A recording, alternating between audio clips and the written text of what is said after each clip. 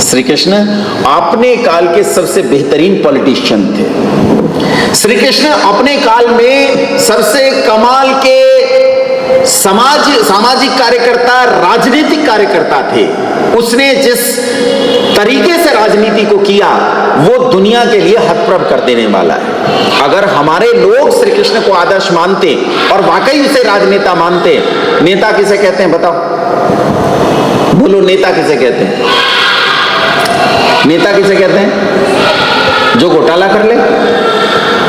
नेता का क्या मतलब है? संस्कृत भाषा का शब्द है नियते इति नेता, जो आगे की ओर लेकर जाए, जो समाज को उत्थान की ओर लेकर जाए, उसका नाम क्या है? नेता है। जो आदर्श प्रस्तुत करे उसका नाम क्या है? नेता है। श्री कृष्ण ने संसार में आदर्श प्रस्तुत किए। श्री कृष्ण एक पत्नी व्रत व्यक्ति थे। अभी बताया ना, पत्नी का नाम क्या था? क्या नाम था? मां रुक्मिणी।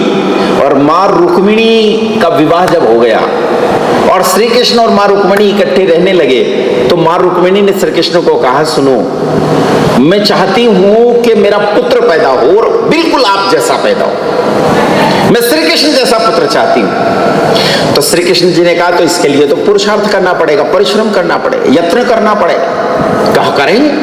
तो कहा चलो मेरी जानकारी में एक विद्वान है, एक चिकित्सक है, उनके पास चलते हैं। वहां गए, उनके सामने जाकर अपनी परिस्थिति रखी। चिकित्सक ने कहा मैं औषधि देता हूं, पथ्य देता हूं, कुछ क्रियाएं बताता हूं, ये क्रियाएं करो और 12 साल तक ब्रह्मचर्य का पालन करो। पति पत्नी दोनों ने, श्री कृष्ण और श्रीमती रुक्मिणी ने, दोनों ने 12 साल तक ब्रह्मचर्य का पालन किया। दुनिया में दूसरा उदाहरण दिखाओ मुझे जहां पति पत्नी ने श्री राम जी और मां भगवती जानकी को छोड़ देना, और दूसरा उदाहरण दिखाओ मुझे जहां पति पत्नी ने ब्रह्मचर्य का पालन किया हो। ये पति पत्नी होकर ब्रह्मचर्य का पालन कर रहे हैं। और बहन जी बता रही थी उसी चरित्र पर आरोप लगाया जाता है कि पहले पानी से बाहर निकल तब कपड़े दूंगा। इससे गंदी बात हो सकती? श्री कृष्ण अपनी पत्नी के साथ 12 साल ब्रह्मचर्य का पालन करने के बाद एक संतान उत्पन्न करते हैं। एक पुत्र, एक ही पुत्र था श्री कृष्ण का। हालांकि मैंने टीवी पे सुना है 2.25 लाख थे, वो अलग बात है। एक बाबा जी बता रहा था उसका तिलक यहां से शुरू होता था, सिर के बीच में जाता था। और मैं ये ठीक से अनुमान नहीं कर पाया कि उसका पेट ज्यादा बड़ा है कि सिर ज्यादा बड़ा है। कंपटीशन था दोनों में। वो प्रसन्न होकर श्री कृष्ण की प्रशंसा कर रहा था, भक्ति में भरकर श्री कृष्ण की प्रशंसा कर रहा था। क्या कह रहा था?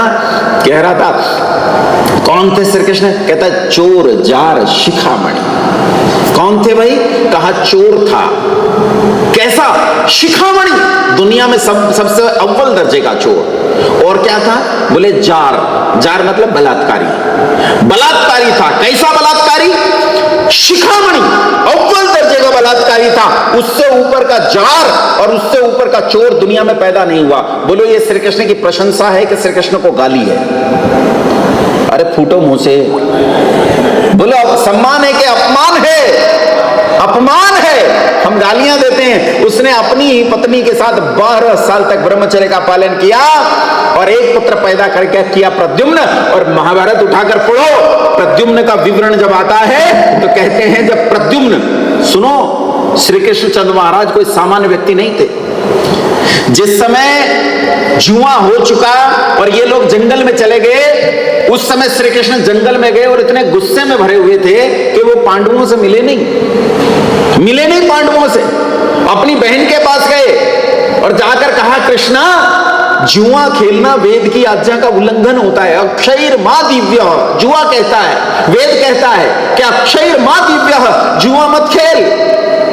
और इन्होंने वेद की आज्ञा का उल्लंघन किया, पापी है। तूने इन्हें रोका क्यों नहीं? तू तो पढ़ी लिखी विदुषी है, तुझे इन्हें रोकना चाहिए था। तब कृष्णा ने कहा, द्रौपदी ने कहा कि भ्राता जी, उस समय तो इनके सिर पर ऐसा अधर्म सवार था कि मैं तो क्या, अगर आप भी वहां होते तो आप भी नहीं रोक पाते। तब श्री कृष्ण धमकाकर कहते हैं, कृष्णा सावधान, ऐसा मत कह, ऐसा मत कह। यदि मैं उस राजसभा में होता तो मैं इन लोगों को समझाकर जुआ खेलने से रोक देता, मेरे समझाने से न मानते तो मैं डांट डपट कर इन्हें जुआ खेलने से रोक देता, इन्हें बलपूर्वक जुआ खेलने से रोक देता।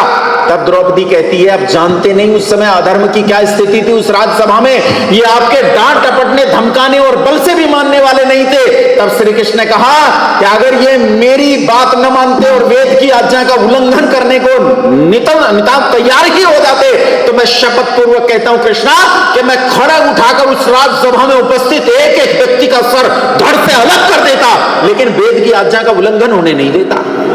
यहां दो बात पता चलती है श्री कृष्ण के बारे में, एक कि श्री कृष्ण वेद के प्रति कितने निष्ठावान थे, और दूसरा श्री कृष्ण कितने महान योद्धा थे कि उस भरी हुई राजसभा में जिसमें सबसे बड़े योद्धा बैठे थे, उनका सर कलम अकेले ही करने की ताकत रखते थे। उन्हीं श्री कृष्ण का पुत्र प्रद्युम्न, महाभारत में उसके संबंध में वर्णन आता है कि जब प्रद्युम्न युद्ध के लिए चलता था तो उसके सामने अपने काल के अद्वितीय योद्धा श्री कृष्ण छाया जैसे दिखते थे, छाया जैसे ऐसा पुत्र पैदा किया। और एक दिन मां रुक्मिणी ने श्री कृष्ण जी को बुलाया और बुलाकर उन्हें एक मोर पंख दिया, कहा ये मोर पंख लो। श्री कृष्ण ने कहा इसे मैं क्या करूं, कहा इसे अपने मुकुट में लगाकर रखा करो। तो कहा मैं क्यों मुकुट में लगाऊं मोर पंख को, मैं कोई बच्चा हूं। तो श्री कृष्ण ने कहा कि जब आप और प्रद्युम्न आते हो और जाते हो तो दोनों एक जैसे दिखाई देते, और मैं पहचान नहीं पाती कि इनमें कृष्ण कौन सा है और प्रद्युम्न कौन सा है, मेरा पुत्र कौन सा है और मेरा पति कौन सा है। पुत्र की आयु रही होगी 30 साल और पिता की आयु रही होगी 60 साल 65 साल। 65 साल की उम्र में जो अपने पुत्र के जैसा दिखता हो कदकाठी में, रूप में, यौवन में, वो कैसा महान चरित्र रहा होगा, वो कैसा उत्तम ब्रह्मचारी रहा होगा, हम उस पर आरोप लगाते हैं।